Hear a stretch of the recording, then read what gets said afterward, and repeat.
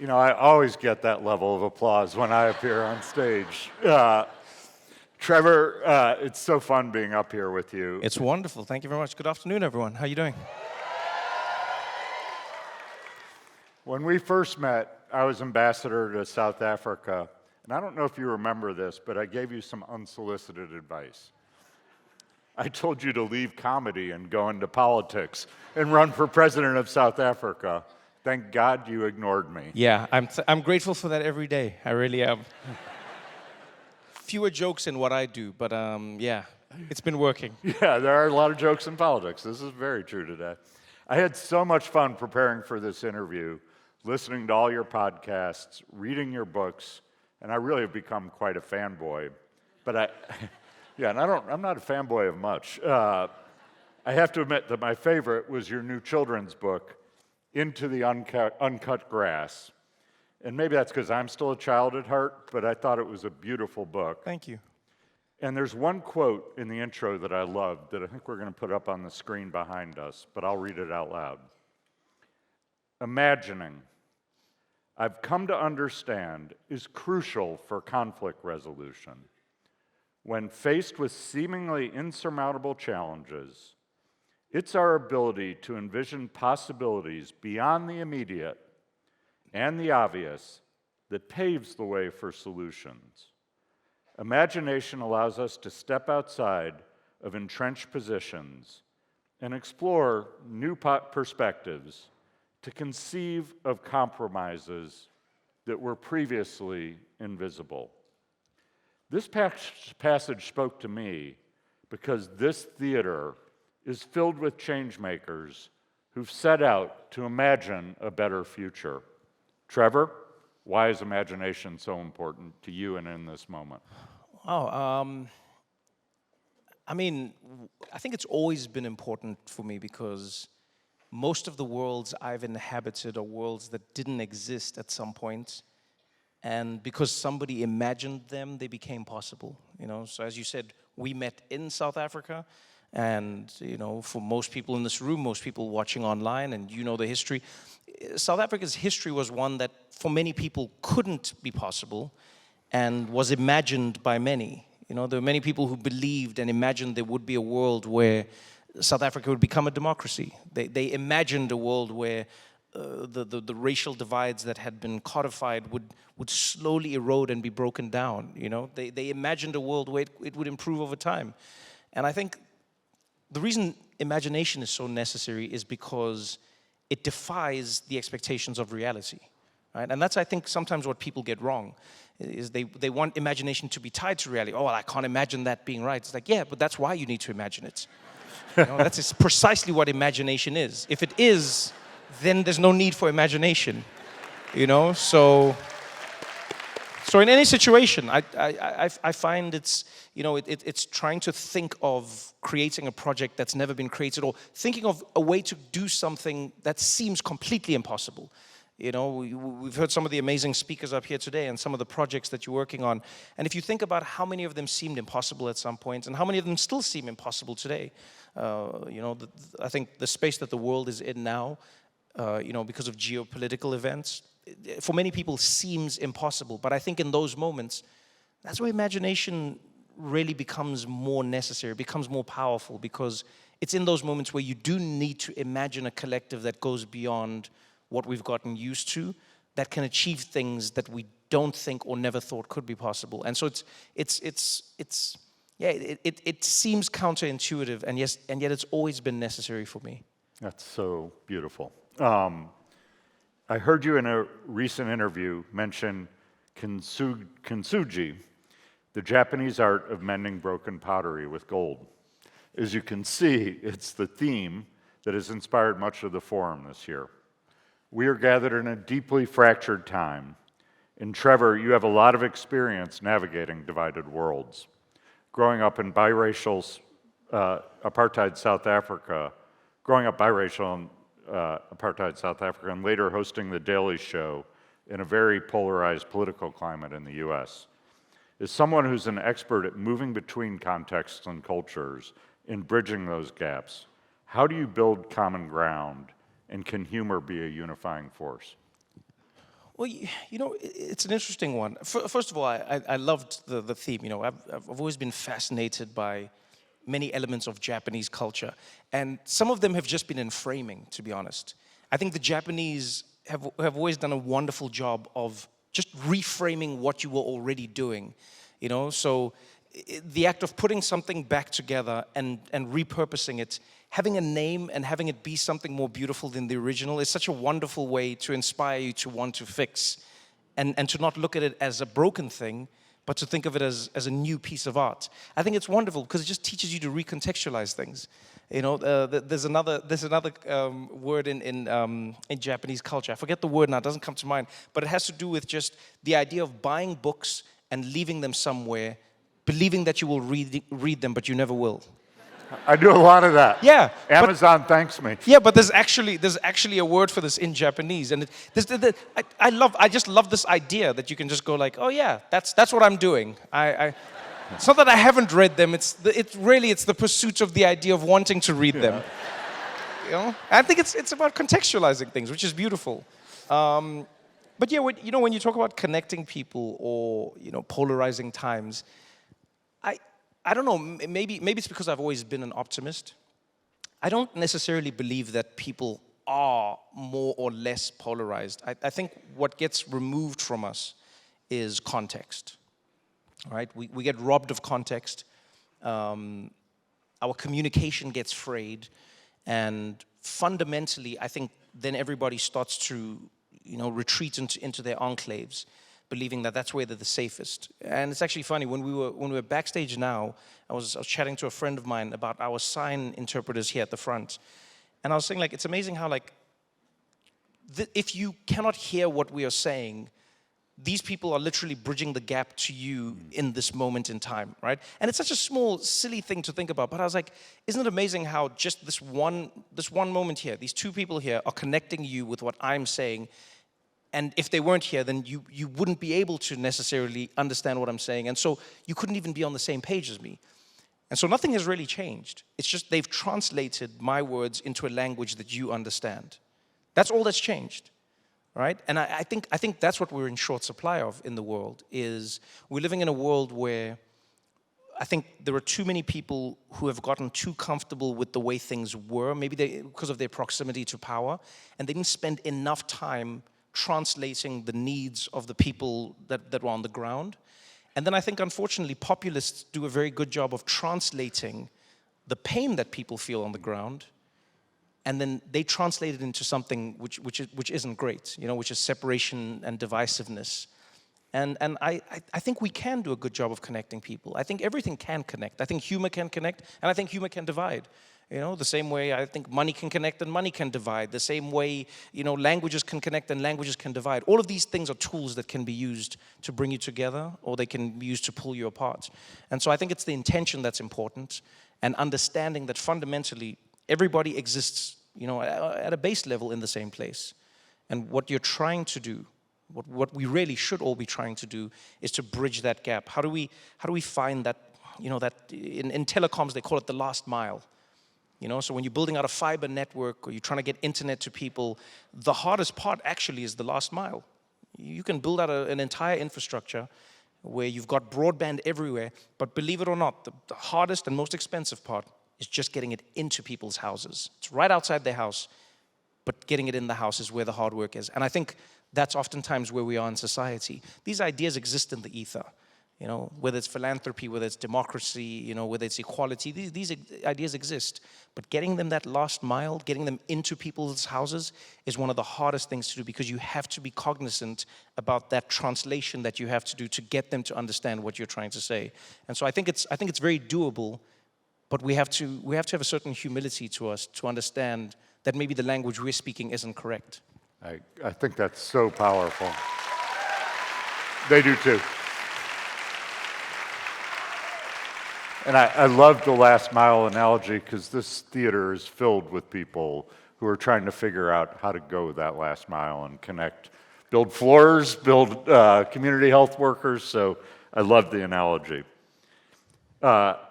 You've been best known as a comedian, producer, podcast host, best-selling author. But as we saw in the intro video, you're also a philanthropist and a social innovator. So this is truly your community. Can you talk about your journey as a philanthropist and why you decided to focus on education in Africa? So I'd be lying if I took the credit for this journey. I think a life that is well lived is a life where you are constantly blessed by others. And the Trevor Noah Foundation story hasn't been any different. I met a fantastic woman by the name of Shalaine Yen, who I met in South Africa, and she had come from the US. She had lived for many years in South Africa, and she was in this space, and she had a deep passion about it. And her partner's a comedian, and we just ended up getting, we just knew each other. And I'd always wanted to be in a space where I could give back somehow. But as most people in this room know, it's actually quite hard. It's quite hard, like knowing where and how. Because, there's like a little box that's sometimes just at a supermarket, and you go, do I put my money in here? Does that work? And then what if I want to put a little more money? How does it work? Do I ask for a bigger tin? How does this situation work? And then you want to do things that are impactful. And I think oftentimes that is both the drive and the arrogance I found that can sometimes come with being in philanthropies. You go like, no, I want to make the most impact. I want to, and I think the most humbling learning that I've had in this experience is it is not our job to be the ones who decide the impact. It's rather being really good at listening to the people that we wish to have an impact on,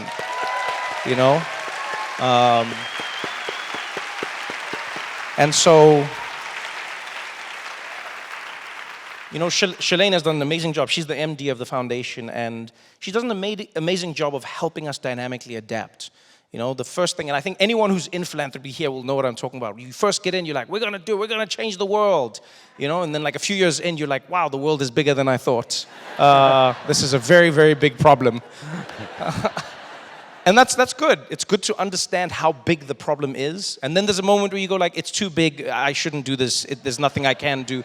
No, and then I think you equalize. And then you start to realize that you need the people around you. You need to find those connectors. You need to figure out where that tissue goes. And so as the foundation, we've had many learnings. We've had many evolutions. We continue to evolve. I mean, like today, for instance, we announced, and we're proud to announce it at Skoll, that we're starting an Innovators Fund. Which is amazing for us because we're not stopping what we've been doing, which has been high touch and really being involved in the communities. But we also realize there's so many programs that are being run by organizations that are on the ground and have intimate learnings. And I think that's the key thing. It's like intimate learnings. They have a deep understanding of the communities that they're in, but they don't have the same connections to finance or to equity or to anything that they need to move those programs along. And so what we realized was, well, we're not going to try and come into the space and act like we know more than them, because we don't. We just may have more access than them. And so this Innovators Fund is us just saying, to many groups, we're starting in South Africa, and hopefully over time we get to grow, but saying to them, you're good at what you're doing, help us help you. You've got a track record, you've done it small, let us grow that with you, let us find ways to help you. And so this fund is just going, these dollars go a really long way, especially now more than ever.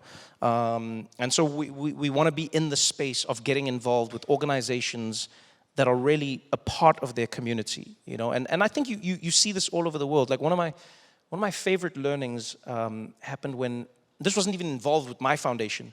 I was in India, and I met an organization called Seeds. And this organization, all they did was they specialized in, and they still do the work, they specialize in helping people evacuate before the disaster hits. So whether it's a heat wave or whether it's going to be a torrential downpour, flooding. And not only do they help the people evacuate, they tell them why they need to evacuate and where they need to evacuate to, which, believe it or not, sometimes just means to a neighbor's house a few houses away, because they have a different house, a different roof, a different foundation, and they might be able to sustain the flood that's coming. And that one flood can wipe out somebody's entire life savings at that moment in time. They move their stuff over. 2 days of waiting, they get to continue their lives. And this is such a, imagine what a small action this is in somebody's life, and yet what an amazing impact this is. But the reason they're so successful is because they're on the ground with these people. If you come in, if you as Don or me as Trevor, we just go into this place and we go like, you gotta leave. People are like, who are you? Who are you and why should we listen to you? But they've spent the time building the touch with the communities, building the trust and the intimacy. And because of that, people do believe. People move when they tell them to move. People go to where they tell them to. People even welcome others into their house when they need to because they understand the purpose of what's happening. And so I think that's like our dream and our goal now, is to be an amplifier, is to say, okay, the Trevor Noah Foundation, we have our projects in educating. We love educating educators. We know that by, I think, like 2050, most of the world's youth is going to be in Africa.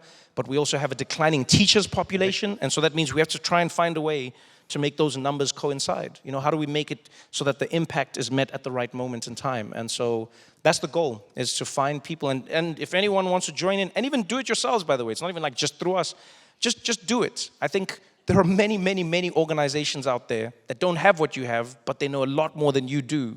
And so just give to them. Give to them and you'll be shocked at what can happen.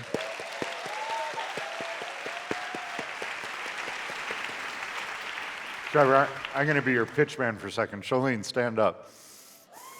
Oh, there she is. Shalane, everybody. There she is. Go find her later if you want to get involved. Yes. She doesn't like to take the credit, but I tell her she must take the money. I've But thank you always again, wanted Shalane. to be Trevor's pitch man. This is pretty good. This is great. We're a good team. I like it. We'll do this. I think there are a few Africans in the house. I heard Just a few. Just a few. Like my shoes, Trevor? Yeah, let the Jollof Wars begin. Like my shoes? Straight from Kenya. I like those. Actually. I saw those. I'm also a pitch man for these. So talk about, I got to know you when you were a comedian. You've used comedy to cross divides. Talk about the power of comedy, and how do you think about the different contexts you're using it in to help people go forward? Well, it's an interesting one. I don't necessarily think that I've, used comedy itself to connect people. I think we all use the tools at our disposal to do what we wish to do. And so I've met athletes who use sport to connect people, but sport itself doesn't necessarily connect people. Comedy itself doesn't necessarily connect people. I think it's an active decision that you're making with whatever you have to try and connect with people or to try and disconnect from people.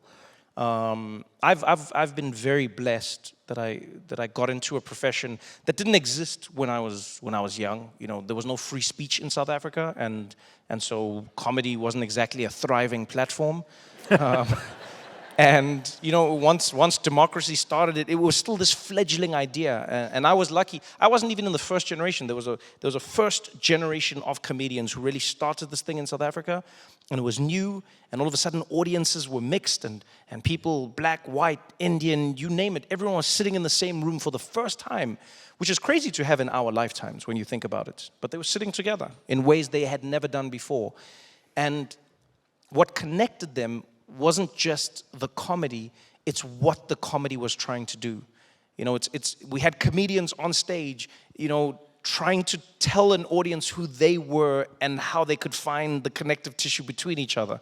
So now here you had for the first time a Muslim comedian telling jokes to a non-Muslim crowd and connecting them and finding the thread and going like, oh wow, that's similar to my culture. That's completely different. This is who you are, this is who we are, and this is how we share the same space. Here you are, there's Afrikaans and it's Zulu and it's Tswana and it's Tsonga and it's English and it's this and it's that. And so I think that's the main thing that I focused on, was less the comedy. Comedy was just the underlying tool. But I've always enjoyed culture. I've always enjoyed being welcomed into somebody else's culture, and then as honestly as possible trying to explore it.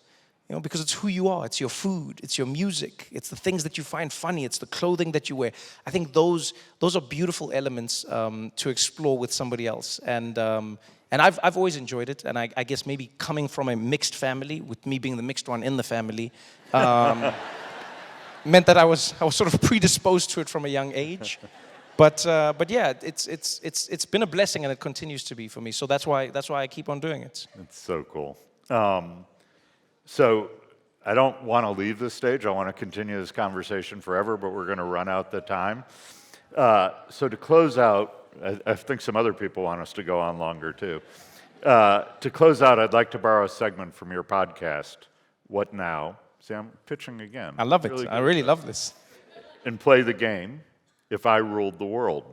Oh. So Trevor, if you ruled the world, what's the one thing you would change? Oh, that's an interesting one. So I have to give you some context, though, to understand where this comes from. So I play this game with my friends on my podcast called If I Ruled the World. And it's more of a thought experiment than it is the literal question, if I ruled the world, or the statement. I'll tell you, because if you ruled the world, you could go with the simplest answer. If I ruled the world, there would be no wars, there would be peace, everyone would get along, things would be good. All right, fine, thanks for playing. That's not what we do. We're trying to like throw out ideas that, you know, we think would change the way the world is, but would still allow humans to be human, you know? So one of mine was, I'll actually just share it with you, because this is what I would do, really. This is a genuine thing I would do. If I ruled the world, I would make it so that randomly, every, let's say like, it would be like a fun number, every 17 months, everyone's bank accounts would switch with another person's bank account. Right? Every 17 months. That would just happen. And then we see what happens. Because, and you know what's fun is like whenever I say this, what I love is like even looking at you now, like I can just tell what your bank account is by how you reacted. Because some people were like, yeah, and other people were like, you mean all my bank accounts? But the reason I think that is because you know, like for the funny side of it, definitely. But I also think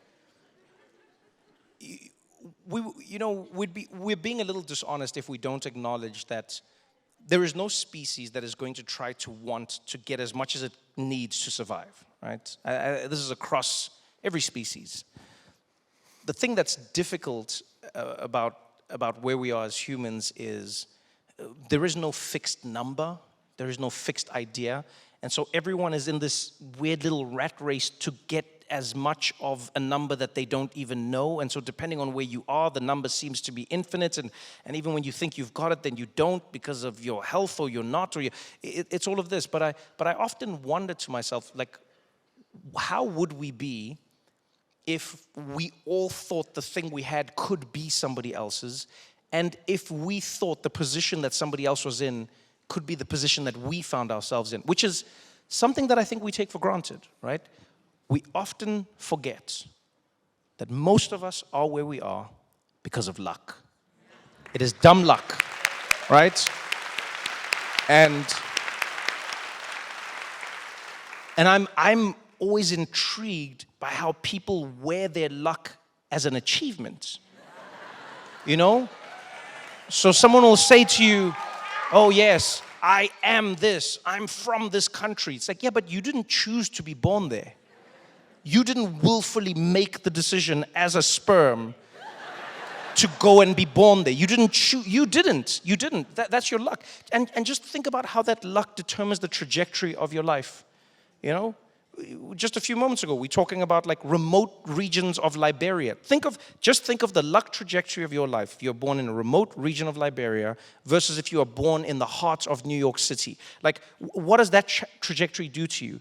If you're in the right school zone, you know what it's like in America, right? If you're in the right part of England, if you're in the right part of South Africa, this is all just luck. And yet, so many people wear it as their achievement. You know, your parents gave it to you. Some people go, my parents gave me nothing. And I go, yeah, what school did you go to? You know what I mean? Your parents even gave you access to the ideas. And you're like, but they didn't do anything for me. All they did was I just got to stay in their apartment and drive their car. And I'm like, you don't even realize how much that is. You know what I mean? Your parents had a car that you could drive when they weren't driving. Do you understand how magical that is? And now I'm not saying that to shame anyone. I just say that because I think sometimes the perspective we have around having or not having is that we've been taught that it's because of somebody's inability to do or to want to do or to be able to dream of doing. And we tie those two things together. We go, oh, you are where you are because you do not have the ability to think beyond that. Because if you could, you would be in my position.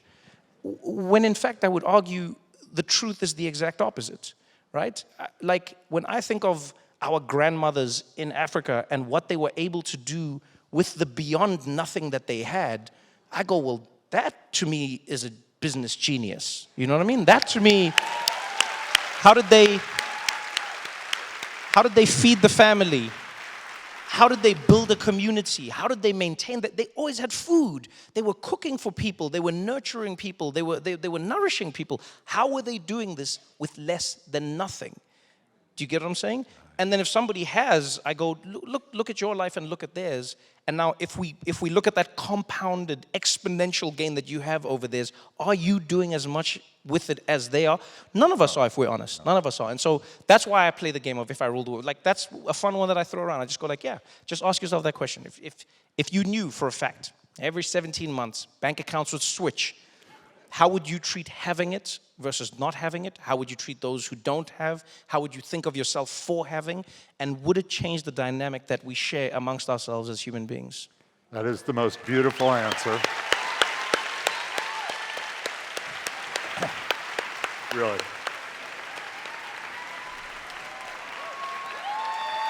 Trevor Noah. Thank you. Don Gips, everyone.